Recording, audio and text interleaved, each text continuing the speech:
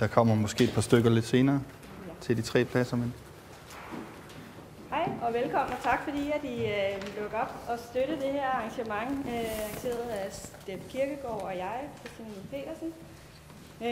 Der er lige lidt praktisk information. I forhold til parkering er der åbenbart kun, man kan parkere herude omkring kun 2 timer ad gang, så enten skal man rende lidt frem og tilbage hver anden time, eller så må man parkere dernede i nogle af sidevejene, hvor man så kan holde resten af dagen. Det er bare til dem, der ikke er informeret om de ting. På jeres lille kort her er der en lille prik op i venstre hjørne, som enten er grøn eller blå, og det er fordi vi i frokostpausen skal ud og køre i elbiler. Det vil sige, at dem, der spiser, skal ikke køre, og omvendt. Men de grønne, de starter med at komme ud og køre. Jeg skal nok sige det igen senere.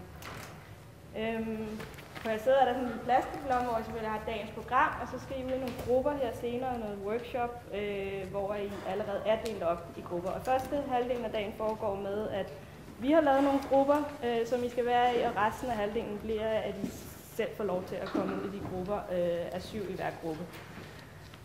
Det kommer vi tilbage til. Jeg er som sagt Christine Jun Petersen, og min baggrund for at være her er, at jeg har et lille rådgivningsfirma,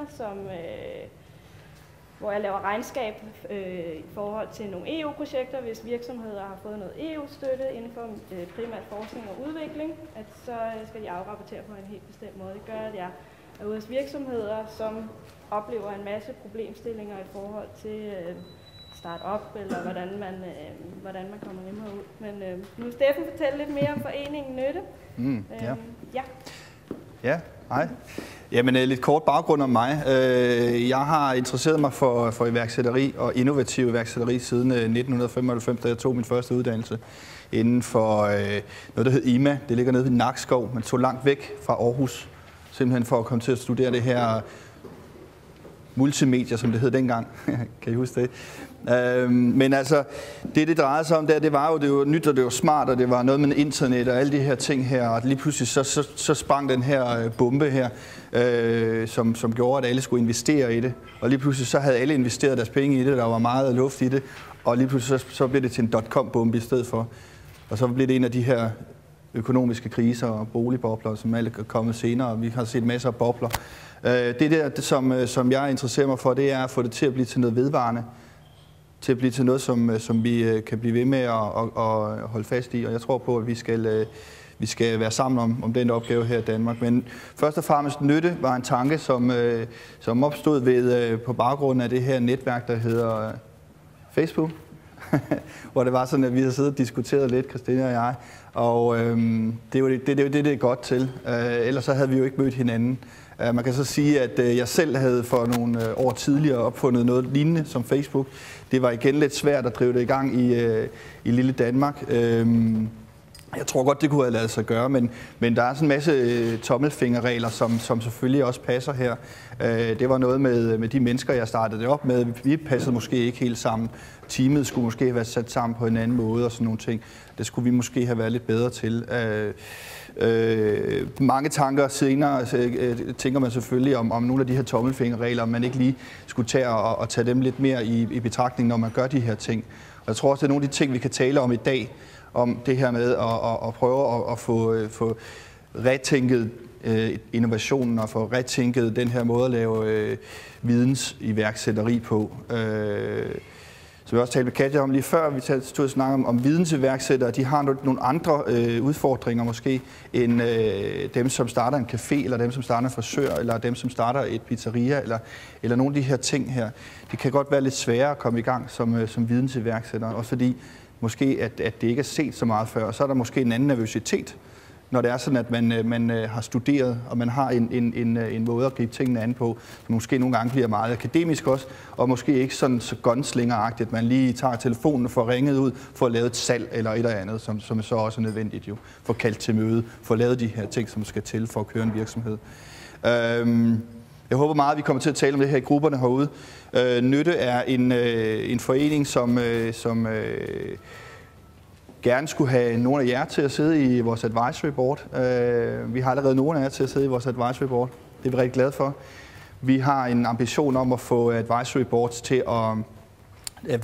til at være ligesom et innovationshjul, som ligesom kan få det her innovation til at blive tænkt ind i hvad vi gør her i Danmark af flere omgange. Jeg tror ikke på, at vi i morgen har den dybe tallerken, og så kan vi bare gå ud og lave innovationer, og så implementere det i Danmark som sådan en skuffe, der bliver kørt ind i den danske model, eller den danske måde at tænke på.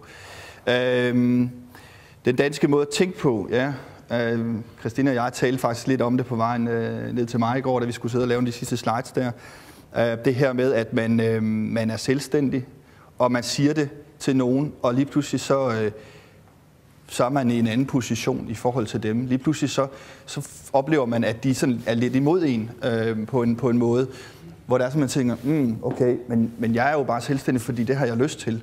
Kan vi ikke bare snakke om det og så være glad for det? Hvor det er sådan, at der er sådan et niveau, der lige pludselig forsvinder. Lige pludselig så er man åbenbart mere end dem, fordi man er selvstændig. Og så kan vi ikke snakke om det. Sådan føles det nogle gange. Og jeg har også oplevet det. Nu har jeg jo været i gang i nogle år, og jeg tror også, at der er nogle af jer herude, der har oplevet det. At man sådan ligesom får den her, hvad skete der lige der? Vi kan ikke tale om det. Sågar familie kan finde på at reagere på samme måde over for en, hvilket kan være hårdt. Jeg tror, at den er skiftet, eller hvad? Der står viden i værk i stedet for. Vi prøvede at tænke nogle af de her tanker ind for at gøre det sådan lidt mere håndgribeligt. Og vi vil meget gerne have en forening og et netværk, som har hænderne nede i bolledejen, fordi at det hernede, vi flytter nogle ting. Og derfor har vi også inviteret jer i dag, fordi I arbejder med det. I arbejder med innovation. I arbejder med tankerne. I bruger jeres liv på det. Og jeg tror ikke på, at vi kan gøre det her uden at have håndværkerne med, altså dem, der ved noget om, hvordan man gør de her ting. Viden i værk var en idé, som egentlig startede alle vores diskussion her, fordi Christine, hun siger, det her igen, rule of thumb, en tommelfingerregel, det koster cirka 100.000 at starte en virksomhed, altså hvis det bare er en mindre virksomhed, hvor man sidder med sin computer og skal tænke nogle tanker, før man sådan ligesom kan gå ud og måske ansøge om de flere millioner til at få det til at køre. Men for ligesom at få det til at hænge sammen, så tænkte vi viden i værk. Hvordan er det, så den virker, den her? Det ved jeg så ikke. Jeg trykker bare på skærmen i stedet for. Ideen er lidt, at vi vil gerne samle 100 virksomheder, eller måske flere, som er dem her, som udbyder de her kurser i forvejen. Og det vil vi gerne have jeres hjælp til, måske være med til at finde de her virksomheder, som siger, ja, normalt så tager vi 5.000 kroner for sådan en kursus en hel dag. Men her der vil vi gerne gå ind og lave en CSR-strategi, så vi kan få skrevet på vores virksomhedspapir, at vi har altså været ude og hjælpe nogle innovative videns- og vækstiværksættere. Vi vil gerne kunne hjælpe dem, og det vil sige, hvis en virksomhed, en iværksætter går ud og siger, jeg har 100.000, men jeg kunne godt tænke mig nøjes med at bruge de 20 til det her kursusværk, og det her komme i gang. Så kunne det være, at de sprang på vognen her hos os, fordi der vil de kunne få de her rabatter på de her kurser her. Rabatterne vil gøre, hvis man så køber en pakke på 5, så vil vi sige til de virksomheder, at de 200 kroner af dem, som de egentlig udbyder her i første omgang, ligesom for at få gang i det her, går så til den virksomhed, den iværksætter, så de bliver en del af nytte. Så der er selvfølgelig meget giveaway for virksomheden i starten, men vi håber selvfølgelig, at den her CSR, den vil komme tilbage til dem, at det, de giver ud i samfundet, vil rulle tilbage til dem via PR og via de medier, som vi inviterer her. Jeg kan sige, at jeg har lavet en hvor meget? Medier? Ja, okay. Vi kan lige prøve, det var det, jeg sagde før omkring det her med de 100.000. Vi kan godt rulle de her ud senere. De her slides her. Ja, altså ønsket for i dag, det var jo selvfølgelig at se så mange af vores advisory board som overhovedet muligt. Vi håber, at vi kan få lavet det, der vi kan kalde for en masterplan ude i grupperne, når det er sådan, at vi går frem og tilbage her en masse gange her i løbet af dagen. Så håber jeg, at vi kan få lavet noget, der ligesom kan blive til en eller anden form for masterplan. Hvad skal der gøres i løbet af året? Hvad er det, vi skal mødes om næste gang også? Og hvad er det for nogle problemstillinger, som vi har fundet frem til her, som vi bliver nødt til at gøre noget sammen om? Og det hedder selvfølgelig på god gamle manér et håndslag, og man er enige om, at det er den vej, vi skal. Vi skal prøve på at se, om vi kan få de her ting til at fungere. Men jeg tror også på, at Nyttes Advisory Board og Nytte vil være en dynamisk forening, hvor det er sådan, at der er nogen, der er der et stykke tid, og nogen, der kommer ind senere, og sådan måske endda kommer ind på et senere tidspunkt igen, fordi at man kan se, at der passer man ind, sådan så man ikke nødvendigvis skal sætte sig ned og sige, ja, vi kører næste 3 år, så er jeg hardcore på det her Advisory Board, men at man har mulighed for at være lidt mere dynamisk omkring de her ting, for det tror jeg, det er det, der skal til, at vi ikke føler os work overload på baggrund af Nytte og på baggrund af det, vi gør her.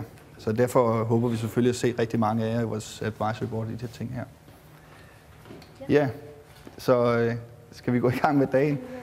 Ja, jeg vil gerne byde velkommen. Først sige tak til Better Place for at stille de her fantastiske lokaler